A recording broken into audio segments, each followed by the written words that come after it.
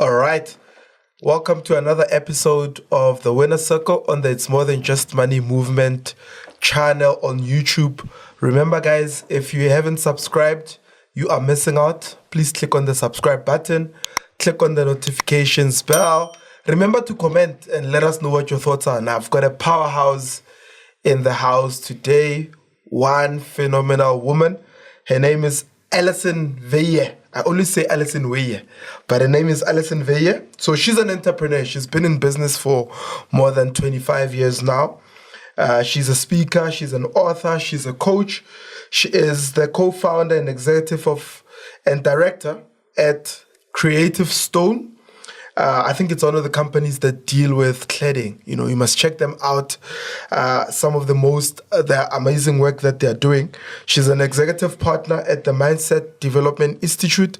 She's a professional speaker at the Professional Speakers Association of Southern Africa.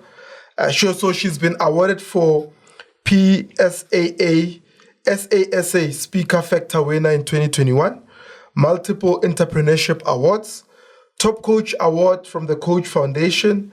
She has overcome anxiety and depression because, to her, enthusiasm for understanding life. The demons of scorn have been submerged in her mind. She now supports people in their continual quest for wholeness by assisting them in discovering their own healing, power, and voice. Identity is based on a strong, loving relationship going forward. She emphasizes that she is no longer afraid of reflections or inner dialogue. She wrote about her transformational experience and gave confident, self-doubt-free speeches on stages. Now listen to this. Her life's purpose and mission is to assist others in transforming out of their destructive behaviors. She feels energized by watching them discover how to respond to life with intention rather than just reacting to it as they gain control, recover from recent and past trauma, and dispel self-limiting beliefs. She hopes that others will embrace genuine vulnerability as a soft quality that distinguishes them different. So you want people to feel distinguished and different. Welcome. Thank you. with a big smile on her face. I love that about you. Always got a smile on your face. Is it because everything is easy or what? Anything but. Anything but. That smile is deceptive. Nobody knows the trauma and the triumphs that lived side by side over 25 years of building up a company. It's the smile of somebody who's overcome. And it's the smile of somebody who wants to show others that they can overcome. So you said the smile is deceptive. What does that exactly mean? Especially for someone who's built a successful business and has the life that everybody would say that's a successful life. And you're smiling and you say the smile is deceptive because what I'm hearing is that you're saying you don't know what I've been through. Yes. For me to be able to give out a smile like this. Yes. And the other day I was doing a podcast with Jabu, my business partner, and we were talking about imposter syndrome. And we went into a deep dive into imposter syndrome. And so it's easy for listeners to see me sitting here today and think, oh, she's got it easy. She's at a company for 25 years. Yes. It must be easy. Yeah. But nobody sees behind the facade the moments when I was broken and on my knees. And for 2 years after we had an internal fraud, I had to just put one step in front of the other, day by day, just to get through the day. Mm-hmm. So I'm saying it's easy to see the facade of who we apparently are on the surface. And when I speak, I try and speak about the human face of entrepreneurship. What goes on behind the scenes. Like you read out the awards. Mm-hmm. Beneath all of those awards is a journey of becoming. But I do feel now I speak from a far more whole place And I think that's what makes the smile real now.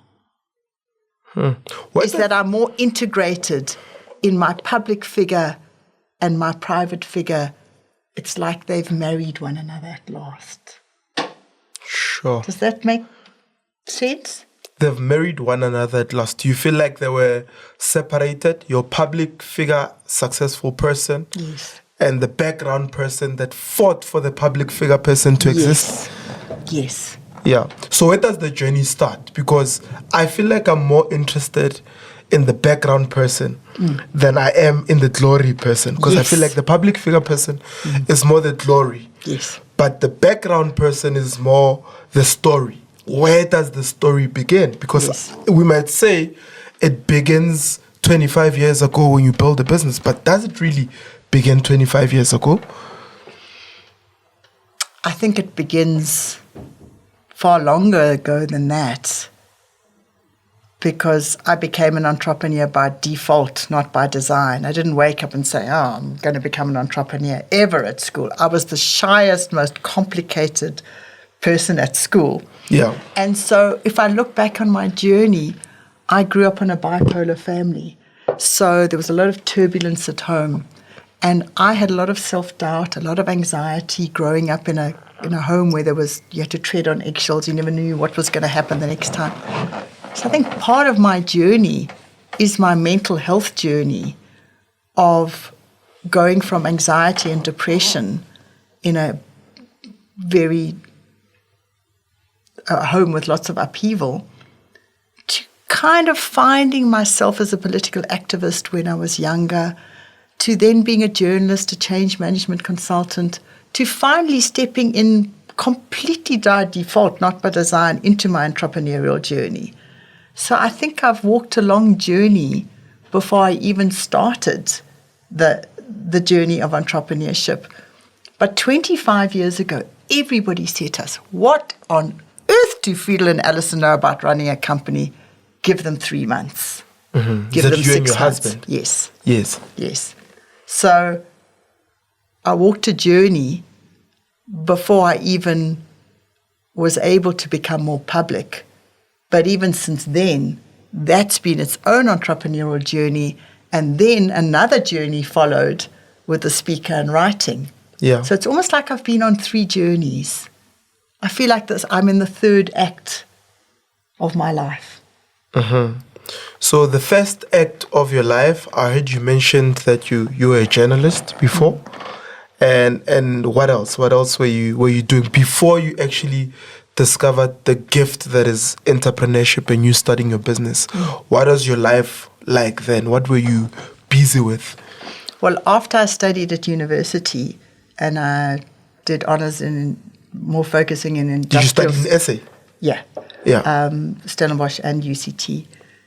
And I became interested in the union movement because at the time, apartheid was live and well. Yes. And the only voice that workers had were the trade unions. Mm-hmm. Mm-hmm. And so I landed up going into the trade union movement for 10 years. Wow. What year is this? Is it 1980s? 70s, 80s. 1980s, yeah. In the 80s, yeah. 80s to the 90s, to early 90s. And so I landed up working for a trade union in Cape Town, and then I worked at NUM with Cyril Ramaphosa under him, and some other projects. So I've had a very checkered background, not the usual background for an employer in South Africa. So I've been on both sides of the table. I was a unionist, and I've had to deal with unions as an entrepreneur for the last 25 years. Of course, yeah. So I've had an interesting life, I think. But the union movement, I think, taught me an enormous work ethic and an enormous ability to just see things through. I mean, I remember we were on a Sunday morning doing bus tickets for a mass meeting of 10,000 people, and it went off seamlessly. Those skills are what made me a powerful entrepreneur, not an MBA. Yeah. It was the skills from the trenches and the work ethic from the trenches that I believe made me the person I am today. Yeah. What are the lessons that you can take from those past experiences around that time that you think have a huge impact on your entrepreneurial journey today? Well, I think working in informal settlements and working in Cape Town for 7 years, and then going from that as an entrepreneur to working in some of the most sophisticated homes in South Africa. I mean, from that to that. And so, I was on top billing, being featured on a home that was worth 30 million, and that was 10 years ago. Mm-hmm. So that's been the breadth of the journey, from the informal settlements of Cape Town to some of the most exclusive homes in this country. Yeah. And I think that has forever humbled me. And I don't think I will never, ever lose that part of my soul that found my belonging in the townships and informal settlements of Cape Town. So that was where the journey to you becoming who you are started, right? So you're in this journey where you're working with informal settlements, poor people, if we may put it. And here comes an idea. But now the idea is to service a different kind of market.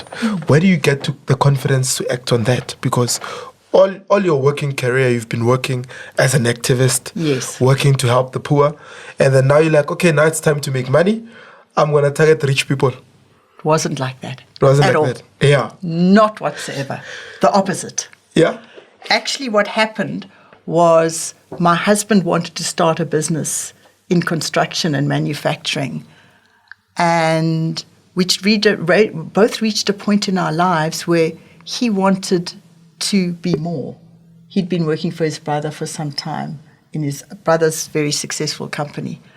And we looked at one another one day and we said, this is a big leap of faith for us to start our own company when neither of us have a business background, but he had lots of trades and lots of skills. Yeah. And we looked at one another and we said, what's the worst thing that can happen? And how many years are you married at that time? We were married 5 years then. 5 years. So it's a young couple. Yeah. And so we looked at one another and we said, what's the worst thing we can have? We can have egg on our face if it doesn't work out. But everybody expects us to have egg on our face anyway. But I remember one morning we looked at one another and we said, but what if we never knew because we never tried? Sure. And that was 25 years to go. To this spring, we started in spring 25 years ago. So literally 25 years ago to almost this time. That is 1998. That's yes. when you decide to start your business. Yes. Yeah. So it was a leap of faith because neither of us had a formal business background. But we were not there. We never, ever thought about making money. That was never on our agenda, not even close. Mm-hmm. It was always about maybe we can serve and provide something, a gap in the market, and we can do something beautiful. Yeah. And the slogan of our company is creating beautiful spaces. We were driven by the passion to create beautiful spaces. And then out of that became the passion to grow people and provide employment. It was actually not about us. And we never looked at the bank balance. Wow. So a lot of people, when they start businesses, they always look at how can this enrich my life and help me live a better life. And here you are. You said when you started the business, you thought, how can we bridge the gap in the market? Where does that mindset come from? To be able to say, I'm going to identify a gap and I'm going to serve in that gap. It's a mindset of service. It's a mindset of service. Yeah. It's a mindset of service. I think it comes from both my parents.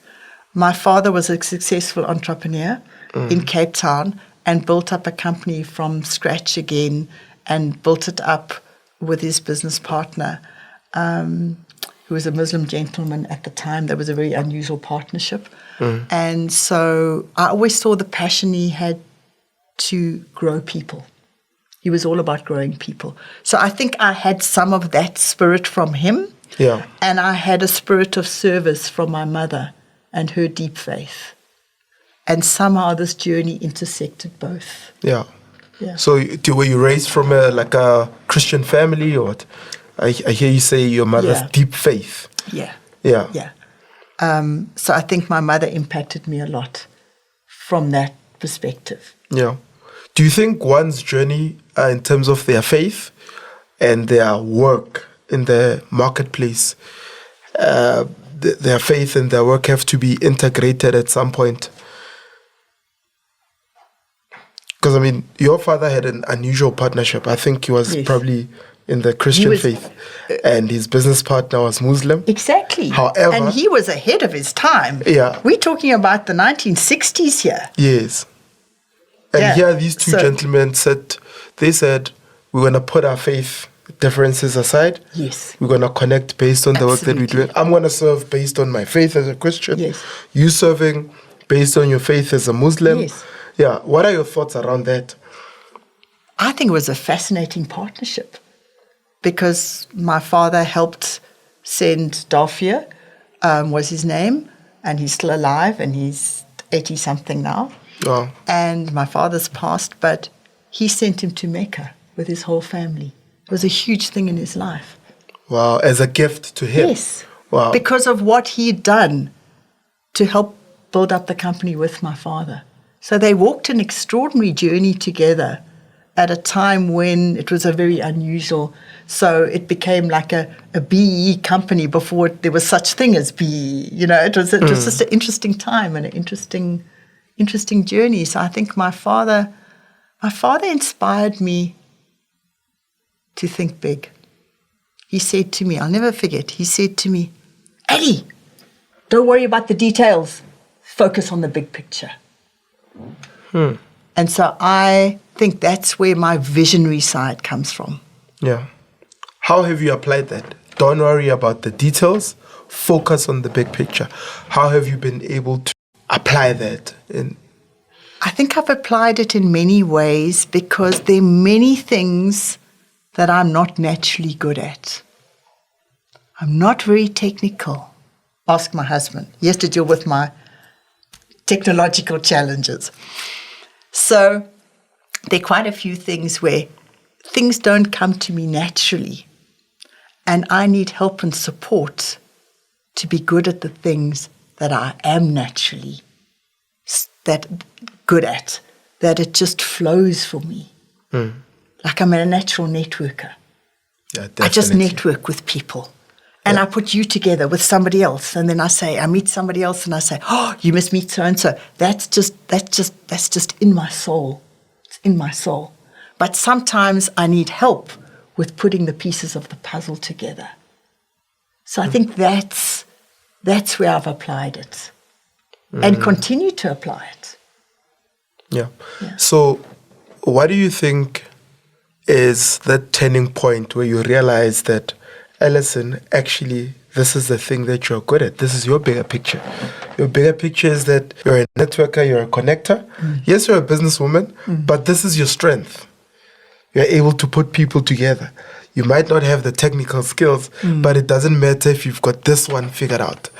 At what point in your life did you realize that? I think there have been a series of points in my life. But I think the pivotal moment in my life, in the last journey of speaking, writing, and coaching, came 5 years ago when I went to a global summit. I was already an entrepreneur and I'd already been the public face of the company for 20 years. Yes. Because my husband was more on the technical product development side.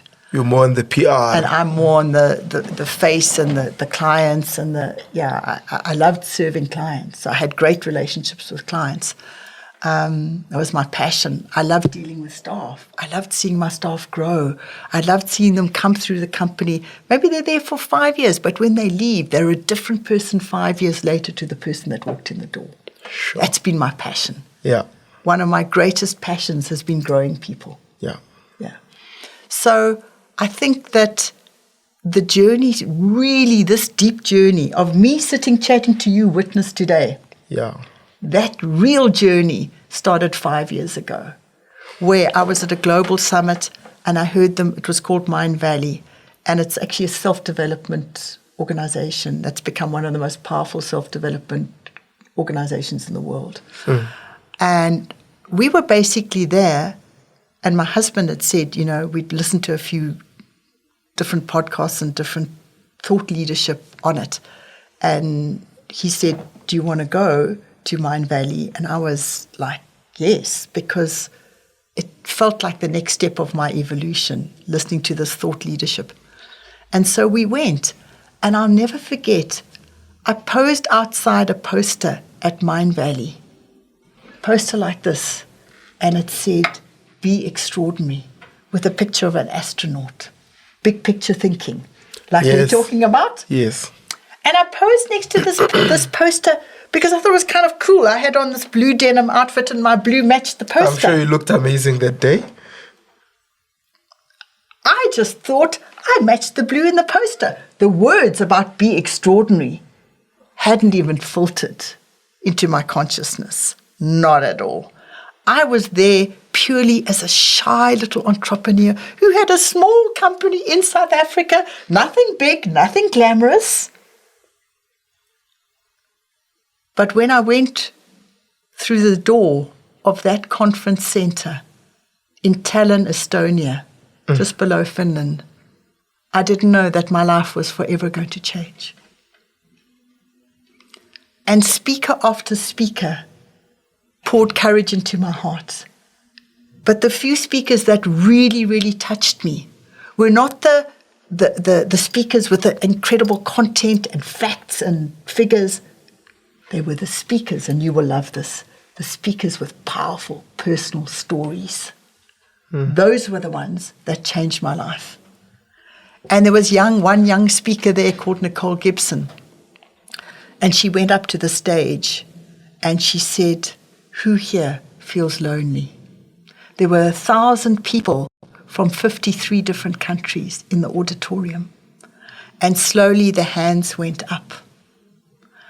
And she said, I'm going to tell you a story about when I felt at my loneliest. And she proceeded to tell her story about overcoming severe anorexia and being the youngest advisor to the Australian government at the age of 21. And something in her story resonated with me on such a deep level.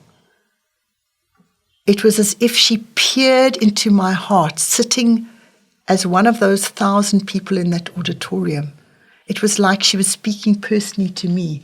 She was probably speaking personally to all 1,000 people. But my soul heard her message at such a deep level. And I turned to my husband and I said to him, and I wasn't even speaking then. I would just occasionally speak as an entrepreneur, as a public face of the company. Yeah. And I remember I turned to him and I said to him, I want to be a speaker like that. That's the kind of speaker I want to be. Sure. And I came back from that trip and I wrote a message. I wrote a letter called Coming Home. And there was another. Who was this letter addressed to you? It was addressed to the Mind Valley organization that had touched my life. And it was about how Mind Valley had ignited something in me as a woman wanting to speak and to write. I didn't even know where this journey was going to. But at the end of this summit, they said, go home and make a difference in the land of your birth. And that's what I've done. I've taken that global vision and I've come home to the land that grew me, that birthed me, that forged me, and the land that I am so passionate about. And my journey is to make a difference here. Yeah. That's been the journey or that's how this speaker journey started. Right. So there you were 5 years ago. Yeah. You had already been in business for 20 years. Yes. And you had already been making a difference, because remember you were in the NUM space. Yes. You were in the unions. But I was very shy and very invisible, witness. I was You like worked in this, the trenches. behind my hair. I was Yeah. not confident. Yeah, you worked in the trenches, then built a successful business for 20 years. But that moment, something was awakened. Yes. And now you felt as though you wanted to make a difference, although you had been making a difference. Can you tell me more about that? I've been making a difference, but now I feel like I need to make a difference. Okay. You've given me a nugget. I'd been making a difference, but I'd never acknowledged the enormity of my journey, because we don't do that. You talked about the public smile and the private person. Yes. I didn't realize the value of the lessons I had learned over those even 20 years. The value of your story. Yes. Yeah. I never realized that I had a story to tell. And then through hearing other people's stories on stage, something inside, I have got a story to tell. And once I started to tell my story, I couldn't stop telling my story because everybody was going, Tell us more. Where have you been all this time? that's been the fascinating thing. I didn't think I had a story to tell. With the amazing work that you had done already, you didn't think you had a story to tell. You know why? Here's the nugget. Because I was always comparing myself to other people who had way bigger companies. Who was I? I was just this little baby entrepreneur, built up a little company. I would compare myself with other people who had a big factory in Swaziland who had 2,000 employees. Who was I? I'd built up a company with my husband from, on a field in Amalgam to 150 people. I thought that was nothing. Perspective. And only once I started telling the story about when I was broken and on my knees, halfway through our journey and undergoing a massive fraud and discovering it and having to walk a journey of creating a very much more scientific company and all of that, only then did I realize that my story could help so many other people. I think that's been the journey. Because we're in South Africa, a lot of people are more inclined to look at you and say, well, that's privilege. Yes. Because they don't know the full story. Yeah. They don't know that you had to go through all of those things to build the business to what it is today. They probably think, that was probably handed over to her. How do you mentally deal with those kind of things where, it's like the imposter syndrome, where somebody looks at your story and say, she didn't really build that. That was probably handed to her.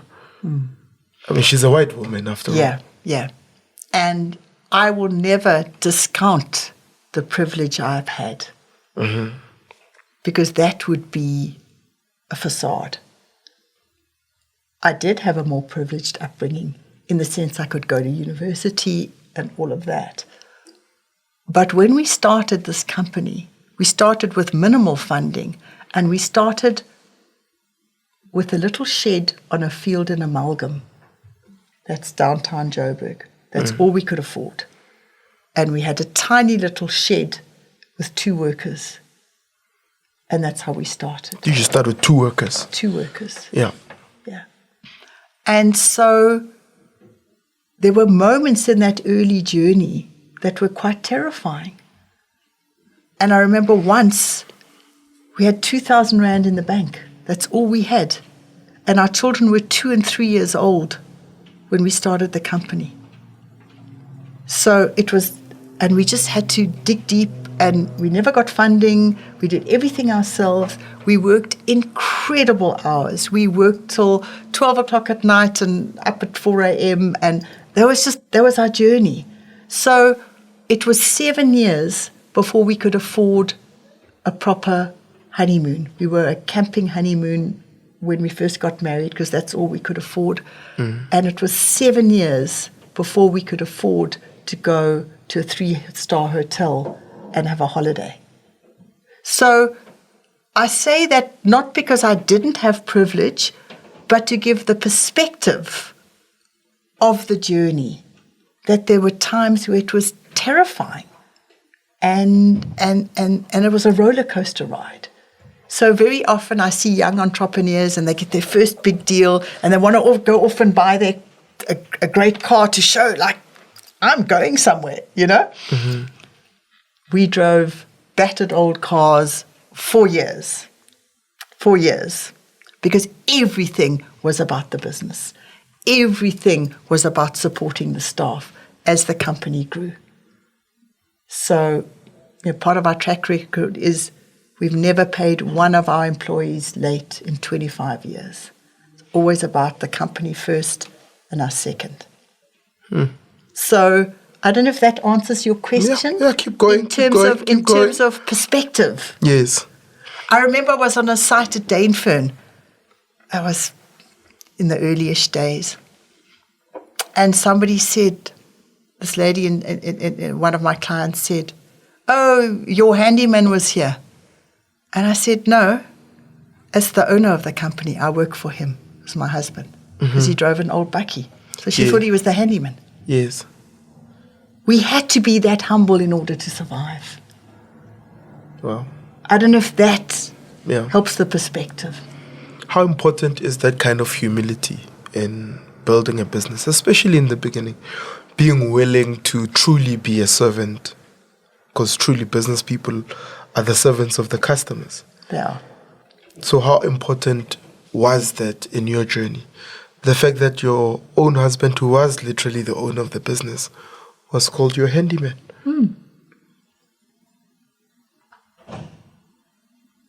I think it's what makes my story real for other people. Because it's easy to see where we are now and have no idea of where we came from and what we had to navigate. So I think it's humility that continues to guide me. And I often say true confidence sits alongside true humility. Because confidence without humility can become arrogance. But confidence, when it's tied to humility, becomes about servant leadership. How does one recognize when those two have been married?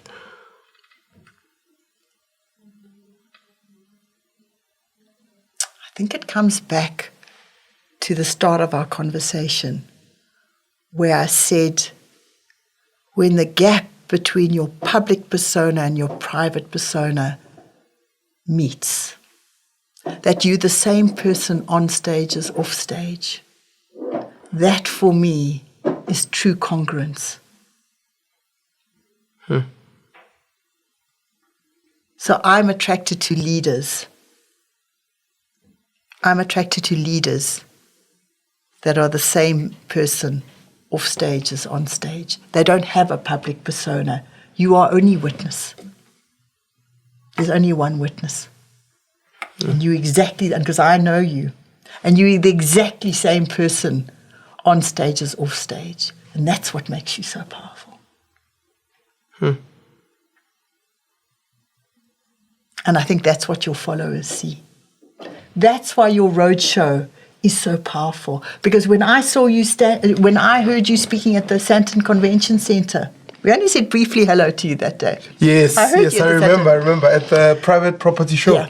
Yes. And there was another speaker there, and he was talking about his achievements, and there was another couple other speakers on property.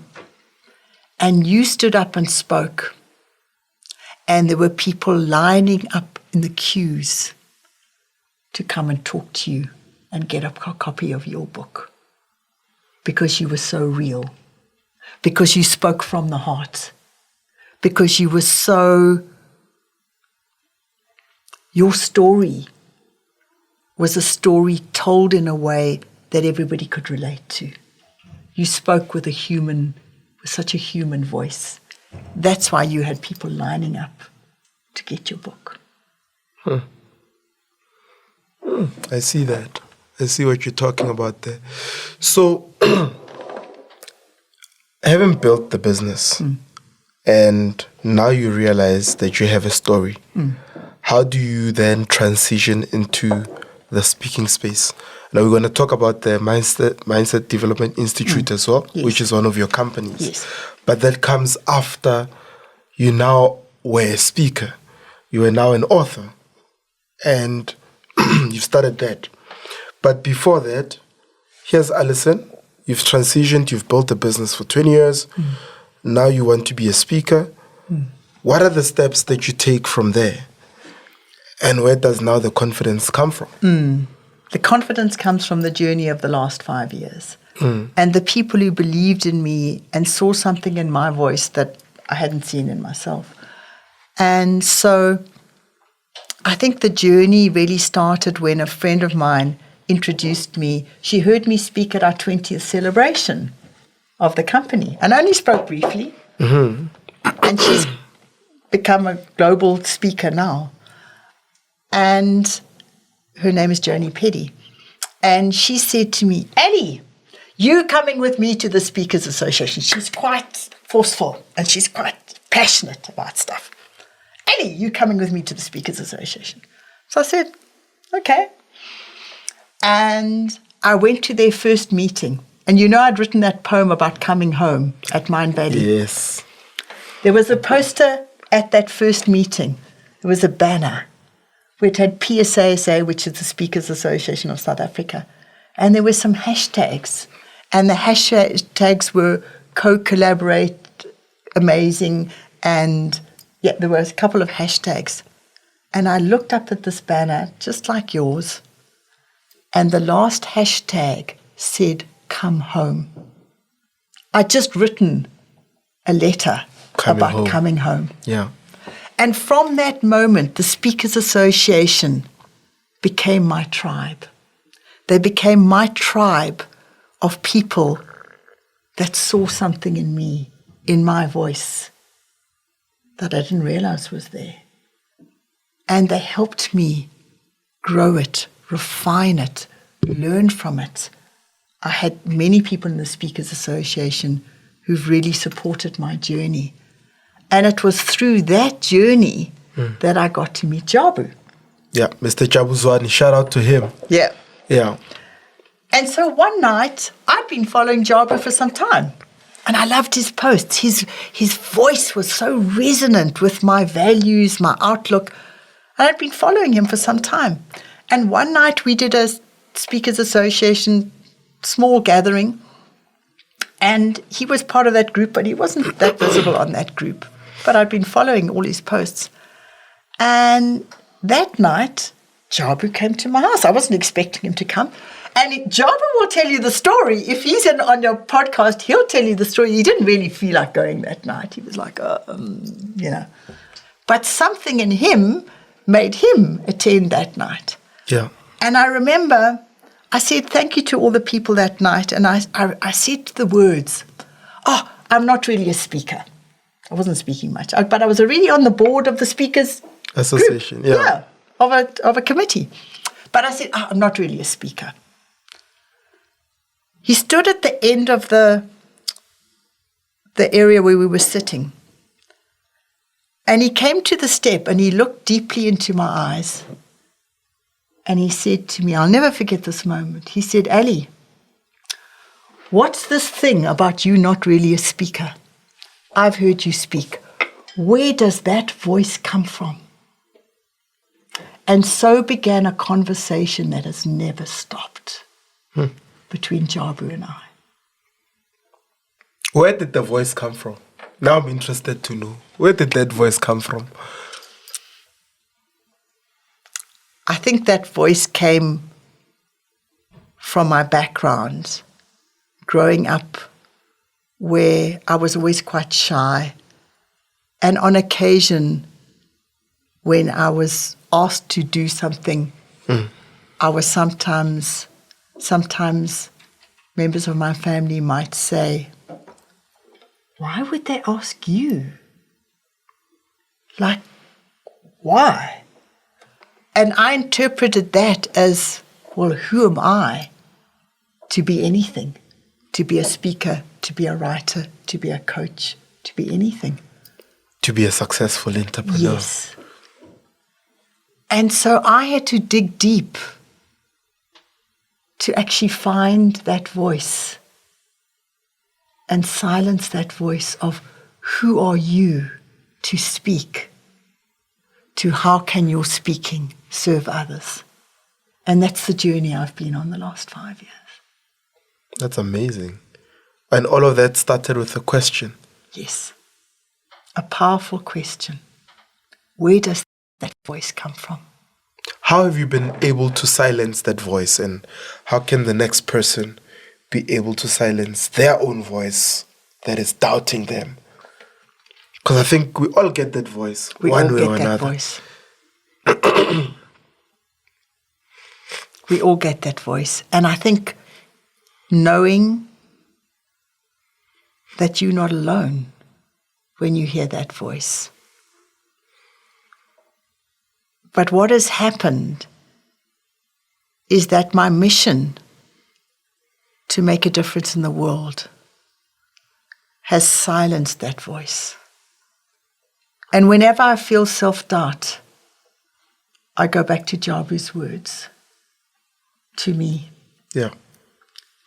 Which were, God has a huge calling on your life, Ali. Wow. And that's why I sit here today with you. You know, for that. Wow. For that. Because I believe that's why you're here in this seat interviewing me. Because God has had a huge calling on your life. That's why you've been doing the road shows. That's why you've been making such a difference in this country. So then you started the Speakers Association. The Mindset Development Institute. Job had already started it. Yeah. But then we became partners and we're now growing it together. Why did you decide to partner with Jabu? With that kind of work? So here you were scared of even calling yourself a speaker. No, I'm not really a speaker. Yeah. I'm not really a speaker. To then saying, Jabu, yes, I'll partner with you. I'll do this great work with you. It was just a natural, organic evolution. When we realized we had such similar values, and we had such a similar calling in the world. Yes. It just became intuitive. You know, when something is just so intuitive, when life aligns and you feel such a strong sense of spiritual alignment, things just flow effortlessly. And that's the kind of relationship we have, where we just fluid and we just grow together. And he gives me opportunities and I open other doors and he opens doors for me. And we do a dance together. It's a dance of destiny. Tango. Destiny tango. It is. Yeah. But it's because our values are so aligned. I could not partner with somebody whose values weren't so aligned with mine and who's been such a mentor to me in my life. Because he mentors me often. Wow. Yeah. Great, in a few great words. men, by the way. In a few words. And I go, whoo, where did that come from? And then I play with it and then, So it's a journey. It's a journey of constantly evolving and constantly looking at where is this vehicle that we are building together? Where is it going? And where are the voices? Who are the voices we are reaching? Sure. And it seems to have developed its own momentum. And I mean, this year we've done 4 summits. Yeah. And I spoke at your first summit. yes, Yeah. you did. And I stood at the last summit next to Jabu. It was a women's summit. And I remember my opening words were, this year, at the start of this year, we had a dream, but the dream has become a movement. Absolutely. And I know the two of you have been selected to be part of a globally accelerated entrepreneurship program. Can you talk more about that? We've just been shortlisted and we're having an interview this afternoon. But the honor of that is extraordinary because it's through the organization that Nicole Gibson has started in the journey she's had in the last 5 years since I first met her. And so it's a great honor to even be considered for an accelerator journey because there are 200 applicants worldwide and we've been shortlisted as the Mindset Development Institute. And that's an incredible honor. Again, because our values are aligned. It's all about that. Yeah. People who want to make a difference, not to make money. The money comes when you're in alignment.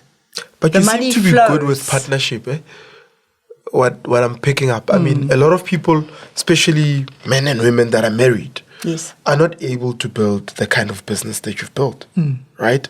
What is that? Partnership. And then we say, okay, let's test it outside the realm of marriage. Here's your partnership now with Jabu. Yes. It's doing well. Is there something in you that makes partnerships go easier, or is there something that you've learned over the years that makes it a lot easier for you to be in partnerships that are thriving? And what can we learn from that? That's a fascinating question. Because people say, how do you manage to run a company with your husband? I would want to kill mine, is what most people say. How on earth do you do a business partnership with somebody? But it's been such a beautiful journey of arriving at his strengths, playing with my strengths. And so I think partnerships, in fact, for me, I believe the real future of corporate leadership is collaboration. Collaboration is the powerhouse of transformation. I can only do certain things as Alison. I'm limited. But you put two powerful people together, 1 and 1 equals 10. But you see now, how do I, as a powerful person, recognize the power in you? And I think that's where partnerships actually fail, where people then recognize, Alison is so good at this thing, I'm not good at it. She has to take the lead, and vice versa, right? So what advice would you have for somebody that's sitting and saying, I don't really do well in partnerships? And I'm unable to really truly recognize the power that's in other people. Is it because there's no power in me that I recognize that I fail to recognize the power in others? I think there's something in that thread. That until you embrace your unique strengths, that's why I'm so passionate about people finding their own identity. Because if you understand your own identity and your unique voice, I think you're far more inclined to work with the power of others. But I think it's a journey of embracing both the vulnerability and the strengths of who you are, embracing somebody else's humanity. I think is at the cornerstone of really powerful partnerships. But sometimes to embrace somebody else's humanity, you first got to embrace your own. Like you said, how did you silence that voice? I can't be a powerful collaborator with Jabu if I'm constantly full of self-doubt. Because how do I step into powerful playing? So I don't know if you had the same experience with partnerships. Yeah. No, I have. That's what I'm asking. Trauma. Yes. You are more inclined to want to help people that have dealt with either present or past trauma. Why is that so important to you, especially in the business world, in the work of healing others, helping them be the best version of themselves? Why is that so important to you? Because I think allowing people to unlock the part of themselves that might have held them back because of their past programming, I think is key to unlocking the powerful person that you can become. We all have our past programming. We all have the stuff that fed us, that blinded us, that held us back. So I think why I'm so passionate about people transcending who they used to be in order to become who they truly meant to be is the reason why I came to Earth. Because I have lived that journey of transformation. I didn't used to be the person sitting here today in this interview. Even 5 years ago, I didn't look like this. I didn't feel like this. I didn't speak like this. How has that transformed your business now? The business that you had ran for 20 years was run by a completely different person from the person that's sitting here now. Well, there's two sides to that. Yeah. There's two sides to that. I think I lead from a different way, but my husband will tell you, with a big smile on his face, that he cannot even recognize his first wife. This one. Yeah. Because the second wife, who's me now, it's too powerful, is so much nicer to be around. Really? Yes. Because she's much more fun. Yeah. The other one was complex, introverted, constantly overthinking, overanalyzing, full of self-doubt, full of anxiety. I used to be far bigger than I am. I was 30 kilograms heavier than I am now. If you saw pictures of me, you wouldn't recognize that first wife either. Really now? Really. That's another whole story. Sure. And the transforming of yourself, how has that transformed your business relationships? I think I live so much more in my body now than in my head. I used to be somebody who only operated in my head. And now I truly live in my body. And I see my body just as a housing for my soul. I don't obsess about it. I used to battle eating disorders when I was younger. I haven't weighed myself for 6 years. I do not get on the scale. I know how I feel. And all I want to do is to feel strong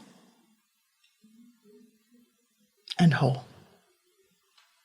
There's not a number attached. It's my spirit. And there's a wonderful quote that I believe is really powerful in terms of human transformation. Yeah. And this journey we're speaking from, coming from that to that. And it's by Dr. David Hawkins, who speaks about consciousness. And it's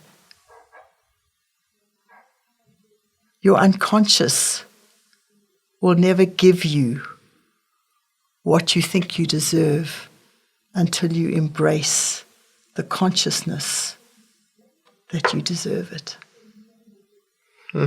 Your unconscious will never give you what you deserve until you embrace the consciousness that you deserve. Yes. What does that mean? until you feel good enough about yourself and feel whole, life will not unfold as this miraculous journey. You've got to believe you are the walking miracle in order to become the walking miracle. Wow.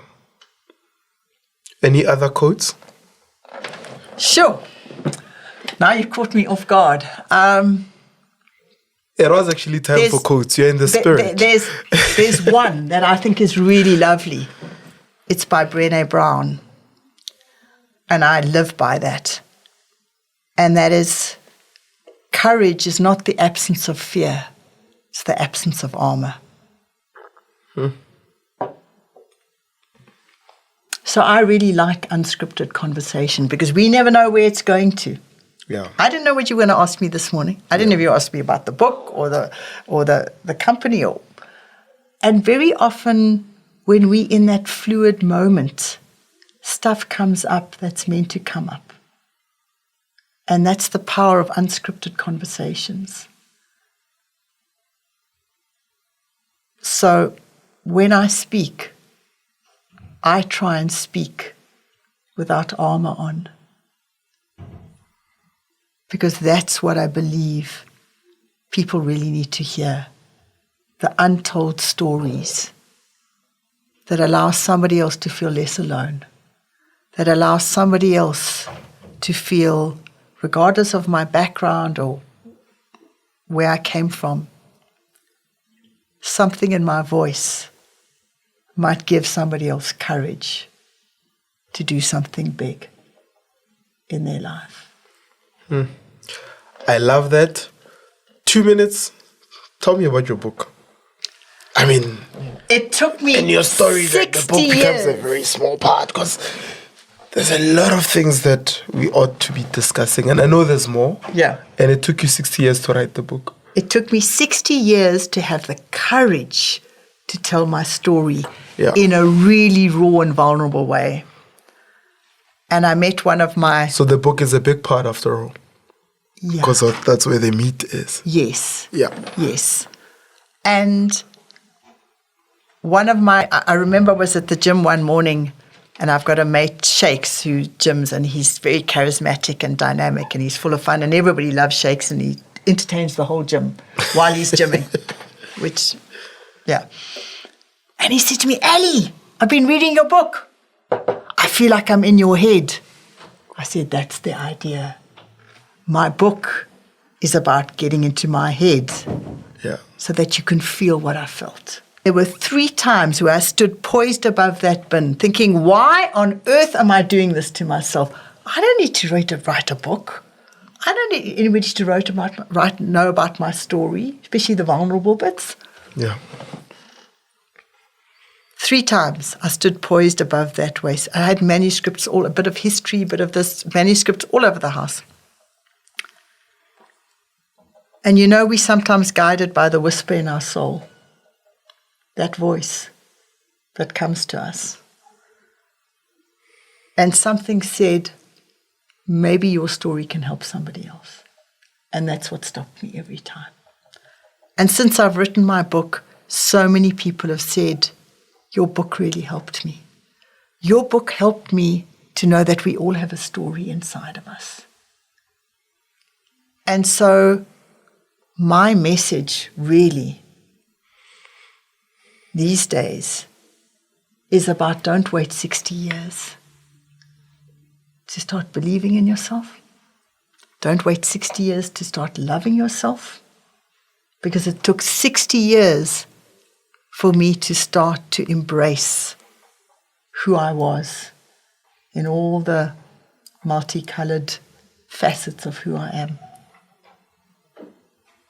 And my message is don't wait 60 years to own your story, because your story could change somebody else's life.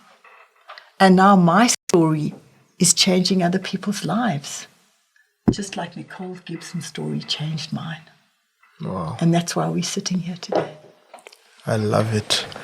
I love it. I wish it could continue. Do you have anything to say to the viewer at home? It's been an honor to be here. Because when I met you at that summit and at the Sandton Convention Center, I just saw how real and honest you were in how you portrayed yourself. And you have an incredibly inspirational story. And I loved the way you told the story about growing up and your mother and the rent, yes, and how you became a property entrepreneur. And South Africa, I believe, needs to hear the untold stories of people like you and I, who might come from different backgrounds, but we have a powerful message of who you can become. Wow. Wow. I love it. Thank you so much for gracing us with your presence. May Thank God you continue to bless you. Thank you. And the same with you, because you have a calling, my brother. Thank you Just so as I much. do. Yeah, you do. Absolutely. Yeah. Wow, ladies and gentlemen, that was Alison Weihe, and myself, witnessmdaka. It was an amazing conversation. Let me know what touched you. Let me know which parts of the conversation are of interest to you, because I mean, we can hear the same thing, but we are touched differently by the same story. And if you haven't subscribed, do yourself a favor. Click on that subscribe button. Click on the notifications bell. Share this interview. Follow Alison Weihe. Where can people follow you? I know they can Google your company, The Creative Stone, but where can they follow you? I think if you follow us on my website is www.alisonweiher.com, and there's even a sample of my book. You can read the first 30 pages, and then you can download the book off the website, or we also sell copies at our office. I'm about to go into a reprint. But really, you can follow the work that Jabu and I do by looking at his website. The new website he's just put up is www.jabuzwadi.com. Yes. As well as we have another website on the Mindset Institute, as well as we have another website on Success Summits. Yes. Mindset Success Summits. So all of those platforms are growing in the work we do. And that will show upcoming summits, upcoming events. We want to do a masterclass on imposter syndrome. Yeah. So that's our journey, to touch people so that they can touch other people. All right. You heard it here the first time. Keep on tuning in. And that's it from us. It's more than just money.